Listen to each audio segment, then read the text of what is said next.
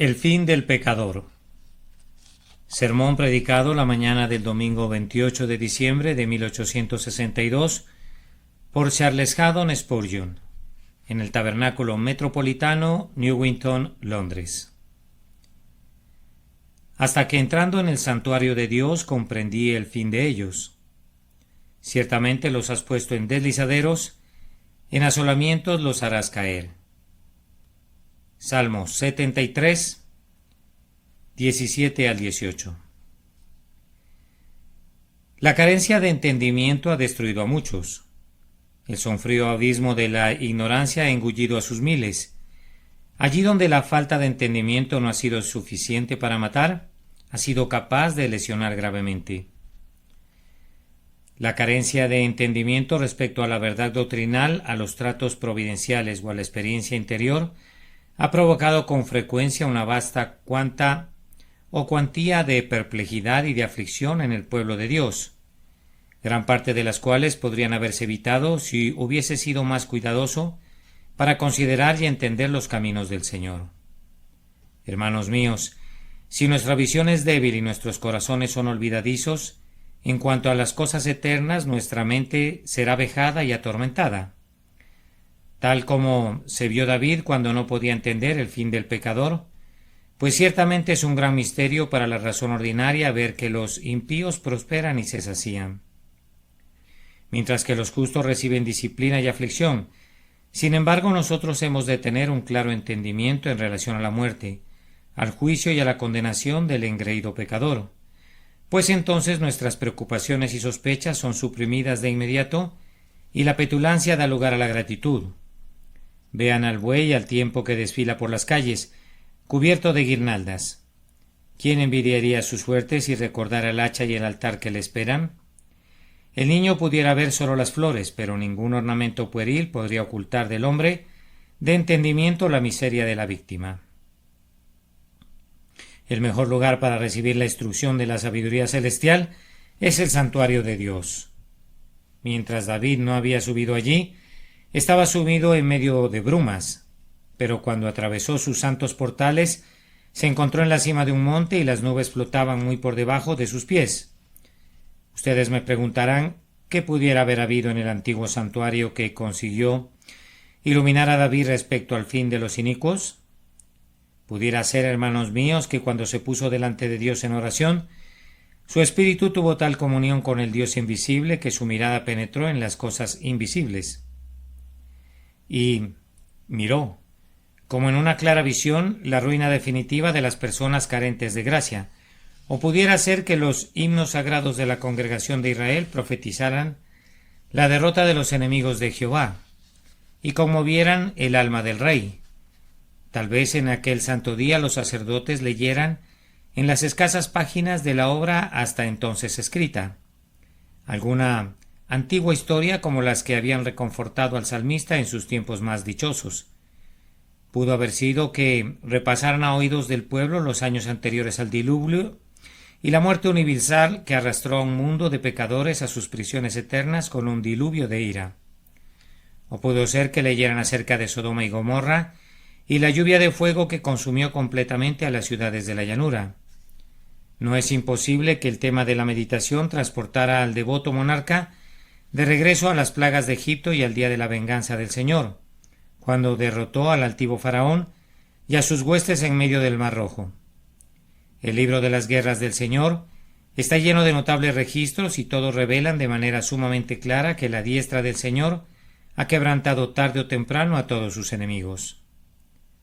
Posiblemente cuando David entró en el santuario de Dios leyeron la ley a oídos suyos. Oyó las bendiciones para la obediencia y las maldiciones para la rebelión, y mientras escuchaba los estruendosos anatemas de la ley, que no maldice en vano a nadie, pudiera ser que dijera: ahora yo entiendo su fin. Ciertamente un debido entendimiento de la ley de Dios y de la justicia, que mantiene su dignidad, eliminará todos los temores concernientes al escape final de los impíos. Esa ley y ese juez no permiten la más mínima sospecha de que el pecado prosperará siempre.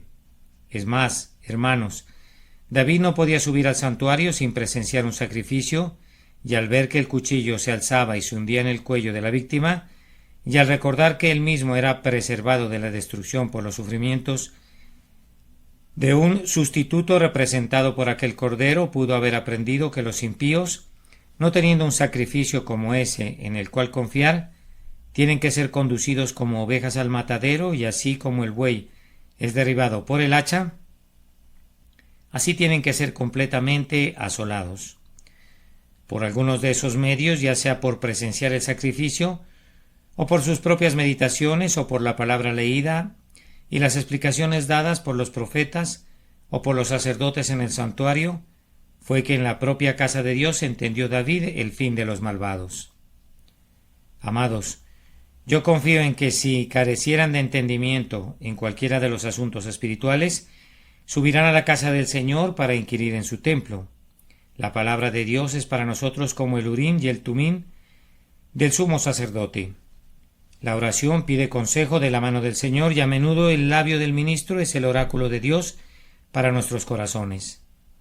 Si estás turbado en cualquier momento porque la providencia pareciera tratar indulgentemente con los viles pero duramente contigo, acércate al lugar donde se practica la oración, y habiendo entendido la justicia de Dios y la derrota que ciertamente infligirá sobre los impenitentes, tú regresarás a tu hogar con una mente apaciguada y un espíritu disciplinado. Esperemos que canten a la manera del Dr. Watts. Vi a los malvados progresar y sentí que mi corazón respingaba, viendo que los necios presuntuosos con ojos despectivos brillan con vestiduras de honor. Los tumultos de mi pensamiento me retenían en sombrío suspenso, hasta que mis pies fueron conducidos a tu casa, para aprender allí sobre tu justicia. Tu palabra, con luz y poder, corrigió en verdad mi error. Antes contemplaba la vida del pecador, pero aquí comprendí su fin. Esta mañana hemos seleccionado nuestro tema con muchos fines en mente, pero más especialmente con el ardiente deseo de ganar almas para Cristo, de que podamos ver una fiesta de recolección al final del año, de que éste sea el mejor de los días para muchos, el cumpleaños de muchas almas inmortales. La carga del Señor doblega mi alma esta mañana. Mi corazón está repleto hasta reventar con una agonía de deseo que los pecadores sean salvados. Oh Señor, desnuda tu brazo en este día, en este preciso día. Desarrollando nuestro solemne tema, primero entendamos el fin del pecador. En segundo lugar, saquemos provecho del hecho de que lo entendamos. En tercer lugar, habiéndolo entendido, advirtamos ansiosa y sinceramente a aquellos que tendrán ese fin, a menos que se arrepientan. Primero entonces, haciendo acopio de todos nuestros poderes de mente y pensamiento, esforcémonos por entender el fin del pecador. Permítame repetirlo a oídos de ustedes. El fin del pecador, como el fin de todo hombre en este mundo, es la muerte.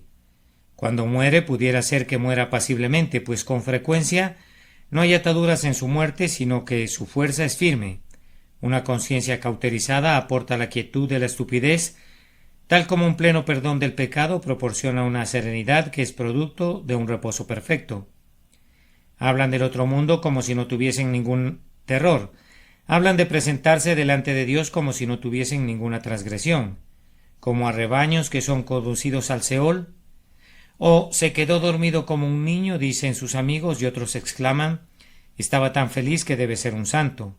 Ah, ese es solo su fin aparente. Dios sabe que el reposo mortecino de los pecadores no es sino la terrible calma que presagia el huracán eterno. El sol se pone con radiantes colores, pero detrás está la oscuridad de la negra noche tempestuosa. Las aguas refulgen como plata cuando el alma se sumerge en su seno. Pero ¿quién podría decir los múltiples horrores que se agrupan en el interior de sus terribles profundidades? Por otro lado, la muerte de los impíos no es frecuentemente así de apacible. No siempre el hipócrita puede completar su juego hasta el fin.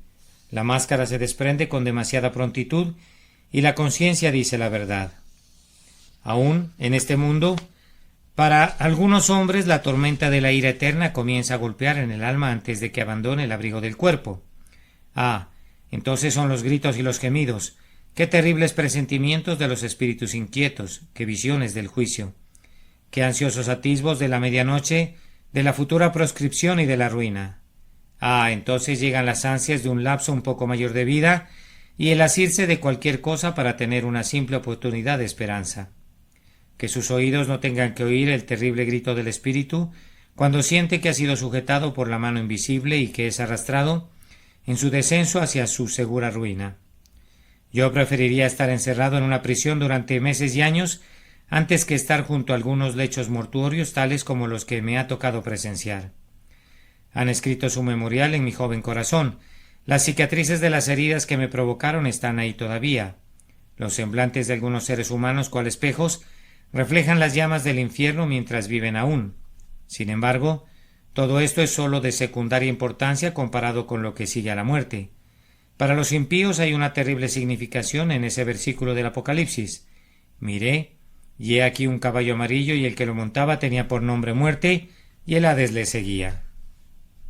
El primer paso pasó, pero hay otros ayes que han de venir.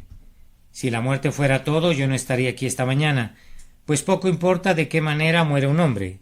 Si no fuera porque vivirá de nuevo, la muerte del pecador es la muerte de todo lo que le deleitaba. No habrá más copas de ebriedad para ti otra vez, ninguna viola, ningún laúd, ni sonido de música. No habrá más una danza alegre, no habrá más un sonoro canto lascivo, no habrá más una jovial compañía, ni habrá más blasfemias altisonantes, pues todo eso habrá desaparecido para siempre. Epulón, has sido despojado de tu vestido de púrpura, y las rojas llamas serán ahora tu manto. ¿Dónde está ahora tu lino fino? ¿Por qué motivo tu desnudez es revelada así para tu vergüenza y confusión? ¿Dónde están ahora tus mesas bien surtidas? Oh, tú que comías suntuosamente cada día.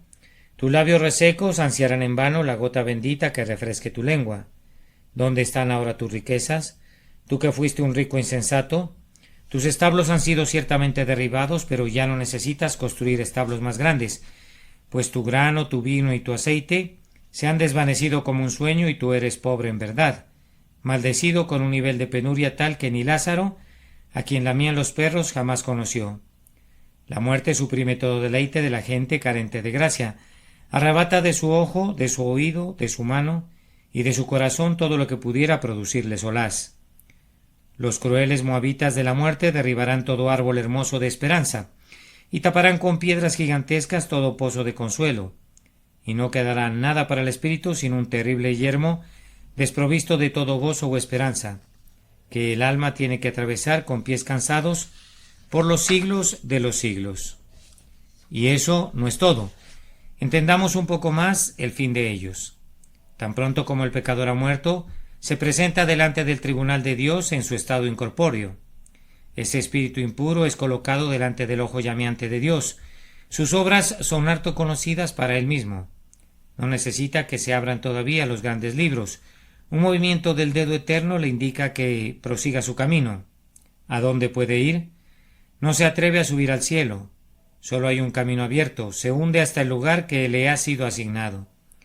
La expectativa del tormento futuro invade el alma con un infierno que es autocombustible, y la conciencia se convierte en un gusano que nunca muere y que roe eternamente. La conciencia, digo, grita en las almas de los hombres: ¿dónde estás ahora? Estás perdido, y este perdido estado tú mismo lo provocaste. Todavía no has sido juzgado, dice la conciencia, y sin embargo estás perdido, pues cuando se abran esos libros tú sabes que sus registros te condenarán.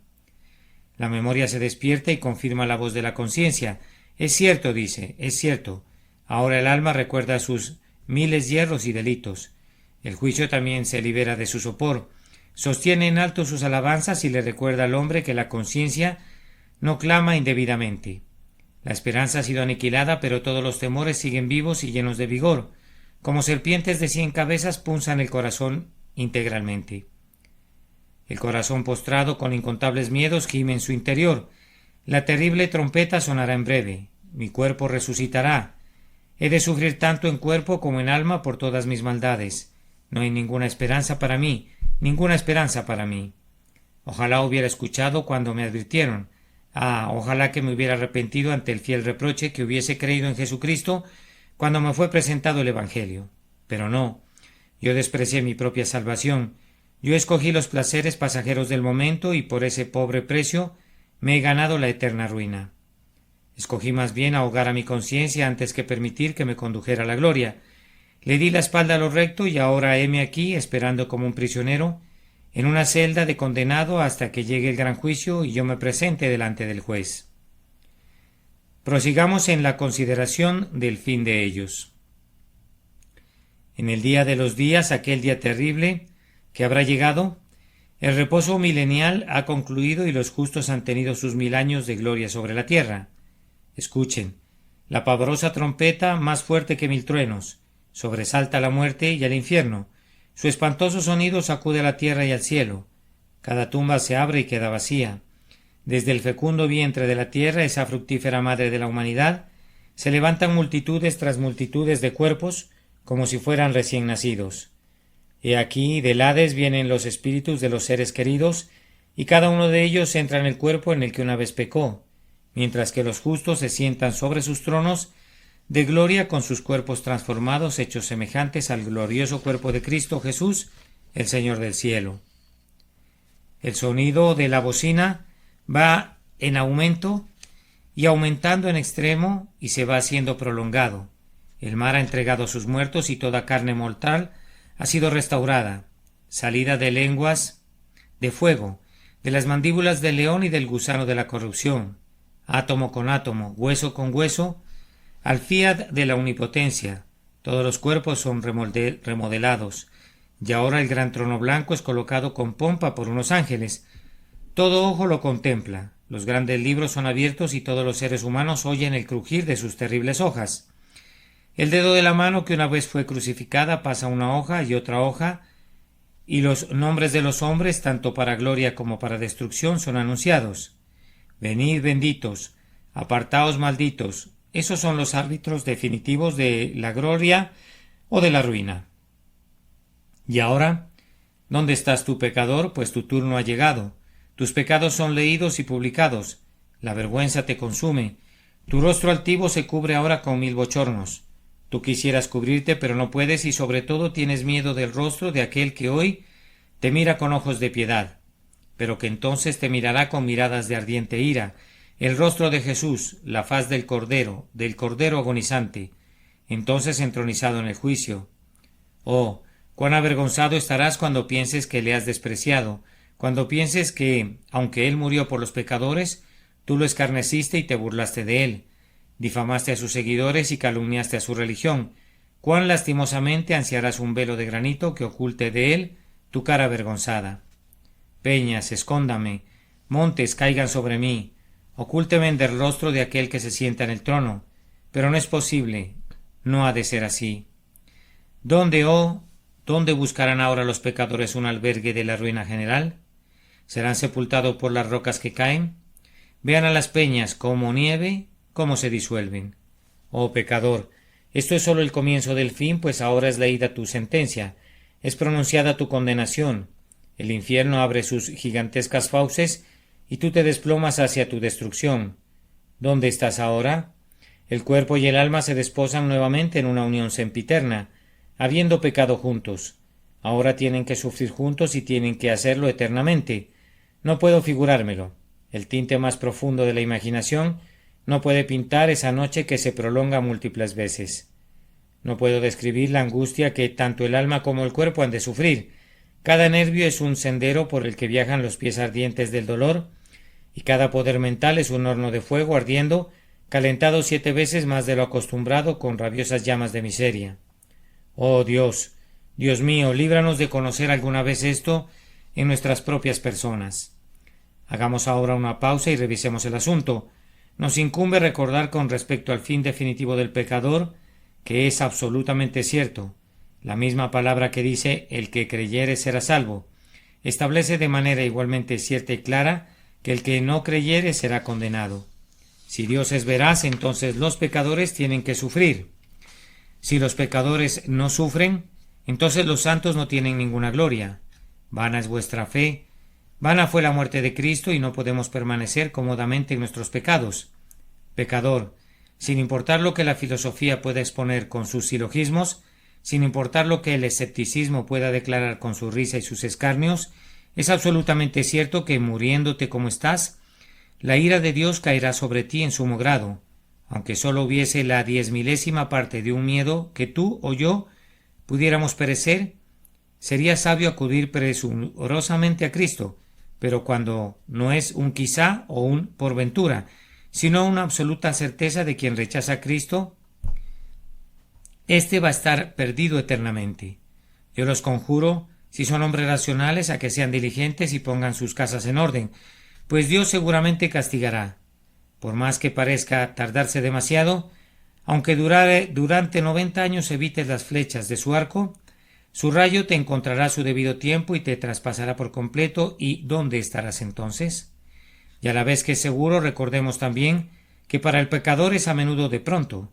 A la hora menos pensada viene a él el Hijo del Hombre, como el dolor en una mujer que está de parto, como el torbellino sobre el viajero, como el águila sobre su presa, así de veloz llega la muerte, comprando y vendiendo, casándose y dándose en casamiento, fornicando y lleno de lascivia. El hombre impío dice: ahora vete, pero cuando tenga oportunidad te llamaré. Pero así como la helada viene a menudo cuando los capullos están creciendo y alistándose para la primavera y los mordisquea de pronto, cuán a menudo la helada de la muerte mordisquea toda la felicidad ilusionada de los impíos, que se marchita de una vez por todas. ¿Tienes un contrato de arrendamiento de tu vida? ¿Vive alguien que pueda asegurarte que tú respirarás otra hora? Si tu sangre se congelara en tus venas, si tu aliento se detuviera por un instante, ¿dónde estarías tú? Una telaraña es un cable fuerte si se compara con el hilo del que depende la vida de un mortal. Les hemos hecho o dicho 1000 veces, hasta que el dicho se ha vuelto tan trillado que ustedes se sonríen cuando lo repetimos, que la vida es frágil, y sin embargo ustedes viven, oh hombres, como si sus huesos fueran de bronce, y su carne fuera como el diamante, y sus vidas como los años del Dios eterno. Así como se corta el sueño del que duerme, así como se disuelve la nube delante del viento, así como se derrite la espuma en el rompiente, así como se extingue el meteoro en el cielo, así de súbito los gozos del pecador desaparecerán para siempre. ¿Y quién medirá la grandeza de su sorpresa? Recuerden, oh hijos de los hombres, cuán terrible es el fin de los impíos. ¿Ustedes creen que a mí me resulta fácil hablar ahora sobre la muerte y la condenación? Pues a ustedes no les resulta muy difícil oír, pero cuando ustedes y yo lleguemos a la hora de nuestra muerte, entonces cada palabra que hayamos dicho tendrá un mayor significado del que esta tranquila hora pudiera extraer de él. Imaginen al pecador al momento de su muerte. Unos amigos que derraman lágrimas lo rodean. Él se da vueltas de un lado a otro sobre aquel lecho agotador. El hombre fuerte está doblegado. El último combate ha llegado. Los amigos contemplan sus ojos vidriosos y limpian el sudor pegajoso de su frente. Por fin murmullan: se ha ido, se ha ido.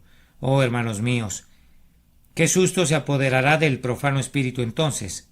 Si su espíritu pudiera hablar entonces diría: es muy cierto lo que yo solía oír. Hablé mal del ministro el último domingo del año porque trató de asustarnos, según decía yo, pero no habló ni la mitad de lo denodado que debió haber hablado. Me pregunto por qué no cayó de rodillas y no me pidió que me arrepintiera, pero aun si lo hubiese hecho, yo habría rechazado sus súplicas. De haber sabido. Si yo hubiera sabido todo esto, si lo hubiera podido creer, si no hubiese sido tan necio como para dudar de la palabra de Dios y considerar que todo era un cuento para asustar a los niños. De haber sabido. Pero ahora estoy perdido para siempre. Me parece que oigo el gemido de total desaliento de ese espíritu cuando exclama: si han llegado, las cosas de las que me hablaban han llegado a suceder. Decidido está mi estado eterno. No hay ahora ofrecimientos de misericordia, no hay ahora ninguna sangre rociada. Ahora no hay ninguna trompeta de plata del Evangelio. No hay ahora invitaciones para acercarse al pecho de un amoroso Salvador. Dios se ha alzado en armas en mi contra. Sus terrores me han quebrantado y como una hoja arrastrada por el torbellino, así soy arrastrado, yo no sé a dónde. Pero esto sí sé, estoy perdido más allá de toda esperanza. Horrible es el fin del pecador. Me estremezco al tiempo que hablo brevemente de esto. Oh creyente, asegúrate de entender muy bien esto. No dejes de recordar que el horror del fin del pecador consistirá en gran medida en la reflexión de que perderá el cielo. ¿Acaso es poco eso? Las arpas de los ángeles, la compañía de los redimidos, la sonrisa de Dios, la relación con Cristo, ¿es eso una nimiedad? Perder el mejor reposo del santo, esa herencia por la que los mártires vadearon ríos de sangre, esa porción que Jesús consideraba que era digna de su muerte para así comprarla. Ellos pierden todo eso y luego adquieren a cambio los tormentos del infierno, que son más desesperados de lo que la lengua pudiera expresar. Consideren un momento. ¿Quién inflige el castigo? Es Dios. ¿Qué golpes ha de asestar? Solo extendió su dedo y cortó a Rahab e hirió al dragón en el Mar Rojo. ¿Qué no será cuando su pesada mano propine un golpe tras otro? Oh omnipotencia, cuán terribles son tus golpes. Pecador, mira y tiembla. Sale el propio Dios en batalla contra ti. Vamos, cuando se clavan en tu conciencia las flechas del hombre son muy cortantes, pero ¿cómo serán las flechas de Dios? ¿Cómo se han de chupar tu sangre para infundir veneno en tus venas? Incluso ahora tienes miedo de morirte cuando sientes una leve enfermedad y cuando oyes un sermón que escudriña tu corazón. Te entristece. Pero ¿qué será cuando Dios, vestido de trueno, salga en tu contra y su fuego te consuma como a hojarasca? ¿Será Dios quien te castigue? Oh pecador, ¿qué castigo tiene que ser el que te inflinja? Me estremezco por ti. Acude presuroso, te lo ruego, a la cruz de Cristo, donde está preparado el refugio. Recuerda además que será un Dios y misericordia quien te quebrantará. Todo Él es hoy misericordia para ti, oh pecador. Con los requiebros del Evangelio Él te pide que vivas, y en su nombre yo te digo que vive Dios. Él no quiere tu muerte, sino que quiere que te vuelvas a Él y vivas. Por si tú no quieres vivir, si tú quieres ser su enemigo, si quieres abalanzarte contra la punta de su lanza, entonces Él quedará a mano contigo en aquel día cuando la misericordia reine en el cielo y la justicia celebre su corte solitaria en el infierno. Oh, que fueran sabios y creyeran en Jesús para la salvación de sus almas. Quisieran que supieran, oh ustedes, que eligen su propia destrucción, que sufrirán integralmente. Si nos duele ahora nuestra cabeza o si nuestro corazón tiene palpitaciones o algún miembro del cuerpo sufre de algún dolor, hay otras partes del cuerpo que se quedan tranquilas, pero entonces cada poder del cuerpo y de la mente sufrirán simultáneamente. Todas las cuerdas de la naturaleza del hombre vibrarán con la discordia de la desolación. Entonces el sufrimiento será incesante. Aquí gozamos de una pausa en nuestro dolor. La fiebre tiene sus descansos, los paroxismos de la agonía tienen sus momentos de quietud, pero allá en el infierno el crujir de dientes será incesante. Las mordeduras del gusano no conocerán el descanso, pues continuarán eternamente, y eternamente habrá un ardiente trayecto de miseria. Luego, lo peor de todo es que será sin fin. Cuando hubieren transcurrido 10.000 años, no estarás más cerca del fin que al inicio. Cuando se hubieran apilado millones sobre millones de años, la ira será todavía venidera como si no hubiese habido ira del todo. Ah, es terrible hablar de estas cosas, y ustedes que oyen o leen mis sermones saben que soy acusado falsamente cuando alguien dice que me detengo frecuentemente en ese terrible tema, pero yo siento como si no hubiese ninguna esperanza para algunos de ustedes, a menos que les hable tronando. Yo sé que a menudo Dios ha quebrantado algunos corazones con un sermón de alarma, que tal vez no hubieran sido ganados nunca mediante un discurso motivante y atrayente. Mi experiencia tiende a mostrar que el gran martillo de Dios quebranta a muchos corazones, y algunos de mis sermones más terribles han sido aún más útiles que aquellos sermones en los que alcé la cruz y supliqué tiernamente a las personas. Ambos tienen que ser usados. Algunas veces el amor que atrae y luego la venganza que induce. Oh, mis oyentes, no puedo tolerar el pensamiento que ustedes tengan que perderse.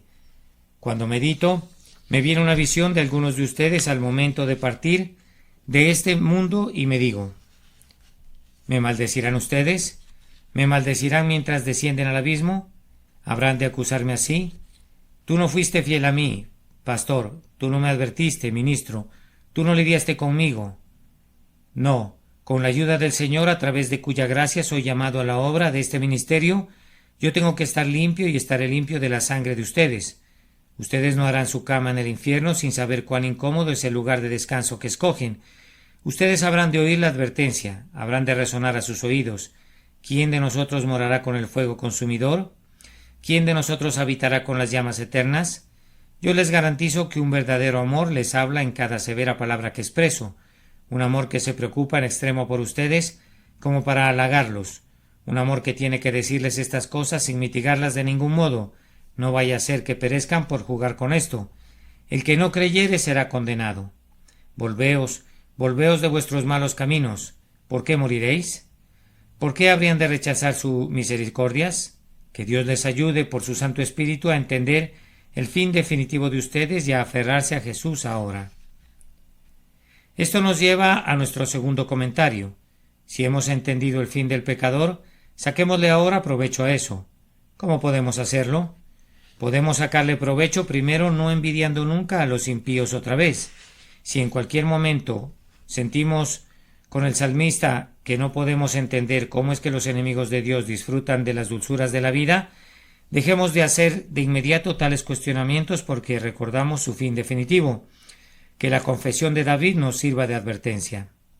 Señor, cuán irreflexivo y desventurado era yo, lamentándome y murmurando y desconsolándome al ver que los impíos eran exaltados, que brillaban con altivez cubiertos de honor, pero, oh, su fin, su terrible fin, tu santuario me lo enseñó, veo que están sobre rocas resbalosas y que olas de fuego rompen en la base, no importa que se jacten de cuán alto ascienden, no los voy a envidiar nunca más. Allí pueden estarse con ojos altivos hasta caer en lo profundo de un dolor sin fin. Si el fin del pecador es tan terrible, cuán agradecidos debemos estar si hemos sido arrancados de esas devoradoras llamas. Hermanos y hermanas, ¿qué había en nosotros para que Dios tuviera misericordia de nosotros? Podríamos atribuir el hecho de que hemos sido lavados del pecado en la sangre de Jesús y conducidos a elegir la ruta de la justicia. Podríamos atribuir esto a cualquier otra cosa que no sea la gracia, a la libre, generosa y soberana gracia. Vamos, entonces, mezclémonos con nuestras lágrimas por otros, una gozosa gratitud para con Dios por ese eterno amor que ha librado a nuestras almas de la muerte, a nuestros ojos de las lágrimas y a nuestros pies de caer. Por encima de todo, valoremos los sufrimientos de Cristo más allá de todo costo. Oh bendita cruz que nos ha arrebatado del infierno, oh amadas heridas que se han convertido en puertas del cielo para nosotros. ¿Podríamos rechazar amar a ese Hijo del Hombre, a ese Hijo de Dios? ¿No nos entregaremos renovadamente a Él hoy, al pie de su amada cruz, y no le pediremos que nos otorgue más gracia para que podamos vivir más para su honra y que gastemos de lo nuestro y aun nosotros mismos nos gastemos del todo en su servicio?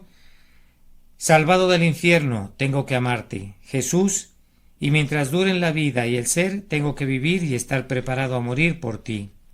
Además, queridos amigos, un tema como este, como debería conducirlos a profesar ser seguidores de Cristo, para hacer firme su vocación y elección. Si el fin del impenitente es tan terrible, no hemos de contentarnos con nada excepto con la certeza respecto a nuestro propio escape de ese infortunio. ¿Tienen alguna duda esta mañana? No tengan ninguna paz mental hasta que todas esas dudas sean resueltas. ¿Hay algún cuestionamiento en su espíritu respecto a si tienen una fe real en el Salvador viviente? Si es así, no descansen, se lo ruego, hasta que en oración y humilde fe hayan renovado sus votos y venido a Cristo de nuevo. Examínense en ustedes mismos. Si están en la fe, pruébese en ustedes mismos, edifiquen sobre roca, hagan un trabajo firme para la eternidad. No vaya a ser que suceda que después de todo hayan estado engañados. Oh, si resultara ser así, ay por ustedes que habiendo estado tan cerca del cielo, tengan que ser arrojados al infierno. Este tema debería enseñar ahora a los cristianos a ser celosos por la salvación de otros. Si el cielo fuera algo sin mayor importancia, no necesitaríamos ser celosos por la salvación de los hombres. Si el castigo del pecado fuera algún leve dolor, no necesitaríamos ejercitarnos diligentemente para librar a los seres humanos de él. Pero, oh, sí, eternidad, es una palabra solemne, y si la ira venidera va a ser algo terrible de soportar, ¿cómo hemos de instar a tiempo y fuera de tiempo esforzándonos por rescatar a otros de las llamas? ¿Qué han hecho algunos de ustedes este año? Me temo, hermanos cristianos, que algunos de ustedes han hecho muy poco. Bendito sea Dios, porque hay muchos corazones fervientes en medio de ustedes. No todos ustedes están dormidos. Hay algunos que se esfuerzan con ambas manos por hacer la obra de su Señor. Pero incluso ustedes mismos no son tan entregados como deberían serlo. El predicador se incluye en esa lista, confesando con tristeza que no predica como desearía predicar. Oh, Si tuviera las lágrimas y los clamores de Baxter o el ferviente celo serálfico de Whitefield, mi alma estaría muy contenta, pero ay, nosotros predicamos fríamente sobre temas ardientes y descuidadamente sobre asuntos que deberían hacer que nuestros corazones fueran como llamas de fuego.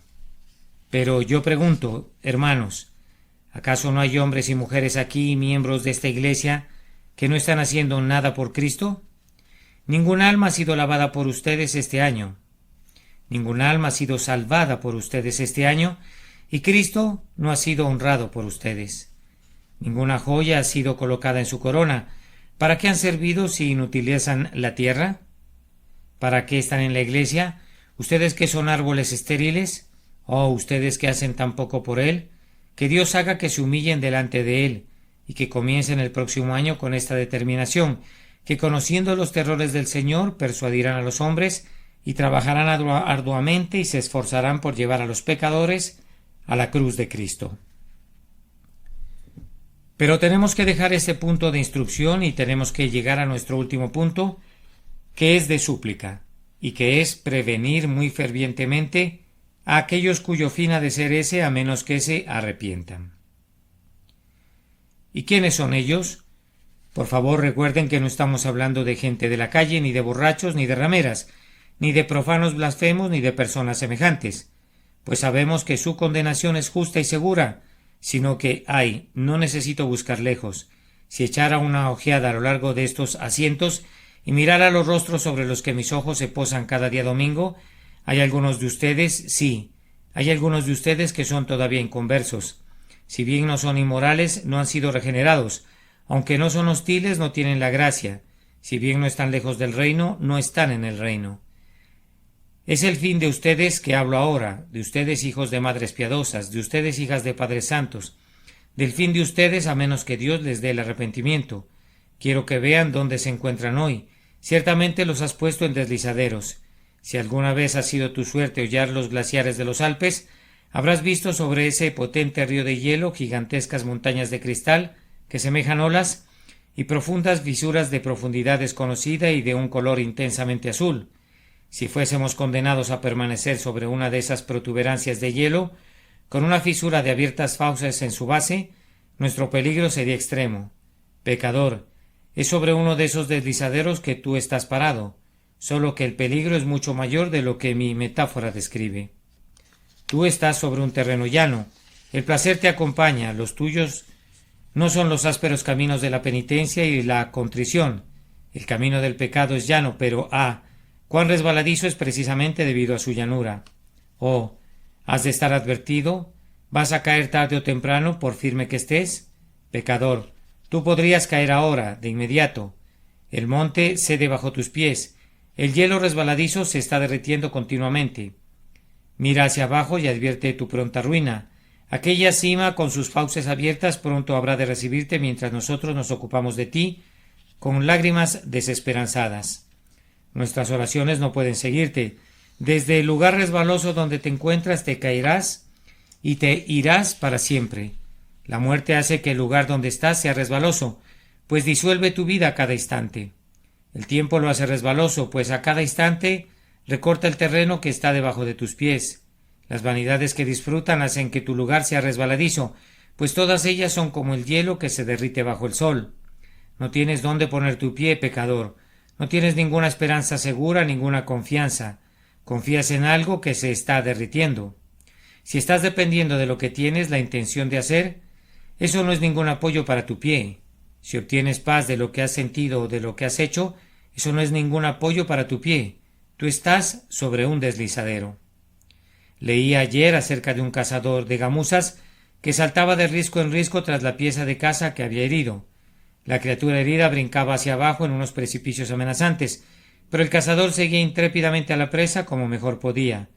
Por fin, en su febril carrera, se resbaló en una rota que tenía unos salientes. El peñasco se desmoronaba al entrar en contacto con sus zapatos que tenían suelas con gruesos clavos que él trataba de hundir en la roca para detener su descenso.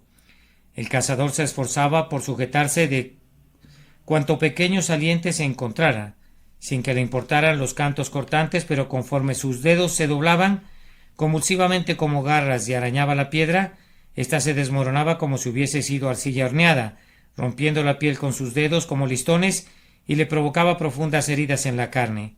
Habiendo soltado su bastón, oyó cuando se desplomaba a sus espaldas y su punta de hierro daba giros al caer y luego el bastón resbaló sobre un borde, rebotando hasta las profundidades del precipicio. En un momento él habría de seguirle, pues a pesar de todos sus esfuerzos era incapaz de detenerse por sí mismo. Su compañero presenciaba todo poseído de un mudo horror, pero el cielo intervino. Justo cuando se esperaba ser catapultado sobre el borde hacia el precipicio, un pie fue detenido en su descenso por una ligera protuberancia. Casi no se atrevía a moverse, no fuera que un movimiento pudiera romper el apoyo de su pie, pero girando cuidadosamente la cabeza para ver cuán lejos se encontraba del borde, percibió que su pie no se había detenido ni siquiera a un par de pulgadas del borde de la roca. 2 pulgadas más adelante la destrucción habría sido su muerte. Persona impía, mírate a ti misma en este espejo. Tú te vas resbalando hacia abajo por un deslizadero y no tienes un apoyo para tu pie ni asidero para tu mano. Todas tus esperanzas se desmoronan bajo tu peso. Solo el Señor sabe cuán cerca estás de tu eterna ruina. Tal vez esta mañana no estés ni a 2 pulgadas del borde del precipicio. Tu ebrio compañero que falleció hace unos cuantos días acaba de ser catapultado sobre el borde hacia el precipicio. No lo oíste cuando caía y tú mismo estás a punto de perecer. Dios mío, el hombre casi ha partido. Oh, que pudiera detenerte en tu curso descendente. Solo el Señor puede hacerlo. Pero Él obra a través de medios. Dale la vuelta y divisa tu vida pasada. Contempla la ira de Dios que tiene que venir por cuenta de ella. Tú vas resbalándote por deslizaderos hacia un temible fin, pero el ángel de la misericordia te llama y la mano del amor puede salvarte. Oye cómo te suplica Jesús. Pon tu mano en la mía, te dice. Tú estás perdido, varón, pero yo puedo salvarte ahora. Pobre infeliz, ¿no lo harás? Entonces estás perdido. Oh, ¿por qué razón no lo harás? Cuando el amor y la ternura te cortejan, ¿por qué razón no pondrás tu confianza en él? Él es capaz de salvarte y está dispuesto a hacerlo aún ahora. Cree en Jesús y aunque estés ahora sobre deslizaderos, tu pie pronto sería colocado sobre una roca de seguridad. Yo no sé a qué se deba, pero entre más denodadamente anhelo hablar y entre más apasionadamente quisiera exponer el peligro de los impíos, más se rehúsa mi lengua a hacerlo.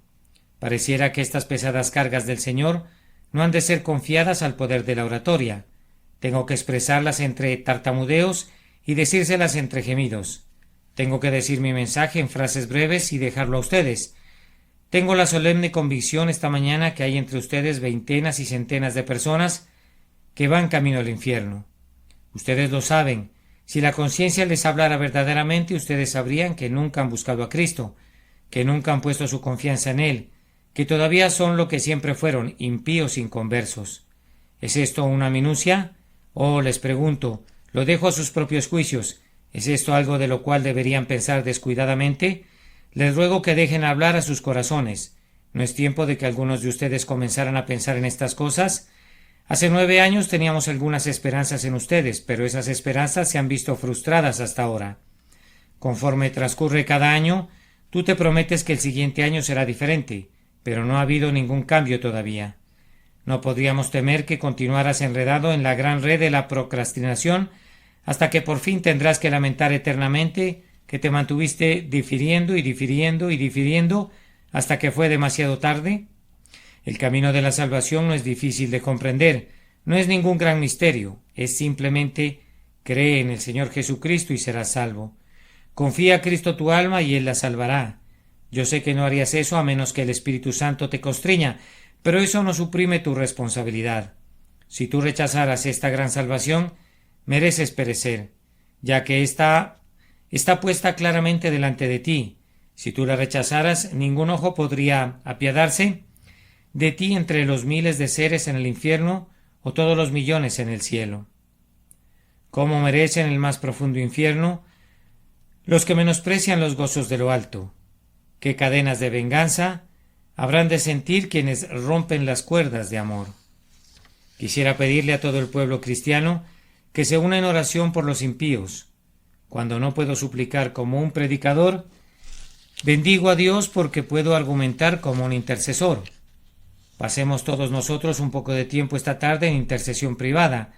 quisiera solicitarles como un gran favor que ocupen un poco de tiempo esta tarde, cada hijo de Dios, orando por los inconversos entre nosotros. La obra de la conversión prosigue. Siempre hay muchos que llegan a unirse a la Iglesia, pero necesitamos un mayor número y tendremos más si oramos más. Hagan de esta tarde un tiempo de alumbramiento, y si trabajamos en dar a luz, Dios nos dará la simiente espiritual. Tenemos que buscar al Espíritu Santo para toda verdadera regeneración y conversión. Por tanto, oremos por el descenso de su influencia y dependamos de su omnipotencia, y la gran obra tendrá que hacerse y se hará. Aunque pudiera dirigirme a ustedes en los tonos de un ángel, no tendría otra cosa que decir más que esta: pecador, acude presuroso a Cristo. Me alegra sentirme débil, pues ahora el poder del Maestro será más notorio. Señor, haz que el pecador se arrepienta y hazle sentir el peligro de su estado y que encuentre en Cristo un rescate y una recompensa, y a tu nombre sea la gloria por los siglos. Amén. El fin del pecador. Sermón predicado la mañana del domingo 28 de diciembre de 1862 por Charles Haddon Spurgeon, en el Tabernáculo Metropolitano, Newington, Londres. Hasta que entrando en el santuario de Dios comprendí el fin de ellos. Ciertamente los has puesto en deslizaderos, en asolamientos los harás caer. Salmo 73, versículos 17 al 18.